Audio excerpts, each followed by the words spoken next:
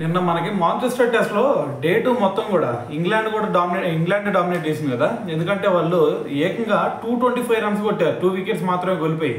అయితే మరి ఫస్ట్ సెషన్లో చూసుకుంటే బెన్ డకెట్, క్రాలీ ఏకంగా 148 రన్స్ కొట్టారు. అంటే వీళ్ళు ఎట్లా ఆడారు, ఒక ఓడే మ్యాచ్ ఎలా ఆడతారో ఆ విధంగా ఆడారు వీళ్ళిద్దరు కూడా.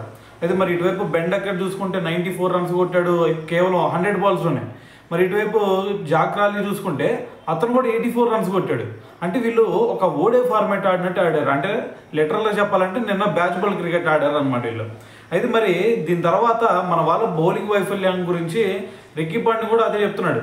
అయితే పాంటింగ్ ఏం చెప్తున్నాడంటే ఇక్కడ శుభ్మన్ గిల్ ఒక తప్పు చేశాడు, ఆ తప్పు వల్లే వీళ్ళు ఇంత బేపచ్చంగా ఆడారని చెప్పేసి రిక్కీ పాంటింగ్ మాట్లాడాడు. అయితే అసలు అతను దేని గురించి అన్నాడంటే, ఇప్పుడు మనకి ఫస్ట్ స్పెల్లో చూసుకుంటే మనకి సిరాజ్, బుమ్రా చేత ఇప్పకుండా అన్షుల్ కాంబోజ్ని తీసుకొచ్చాడు. అయితే ఇక్కడ అన్షుల్ కాంబోజ్ని ఎందుకు తీసుకొచ్చాడు, అసలు ఎవరైనా సరే ఎక్స్పీరియన్స్ బౌలర్స్ ఎవరైతే ఉంటారో వాళ్ళతో వేపిస్తారు.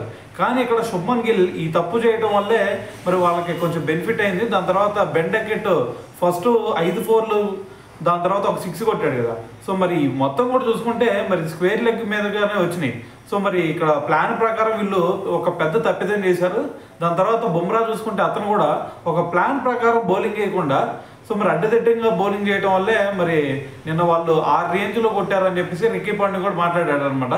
సో ఏదైనా సరే మరి నిన్న మ్యాచ్ చూస్తే మనకి ఖచ్చితంగా వాళ్ళు ఫుల్గా డామినేట్ చేశారని చెప్పాలి. సో ఏదైనా సరే ఇప్పుడు ప్రజెంట్ పరిస్థితి చూసుకుంటే ఖచ్చితంగా ఈ మ్యాచ్ కూడా పోయిద్దేమో అనిపిస్తూ ఉంది.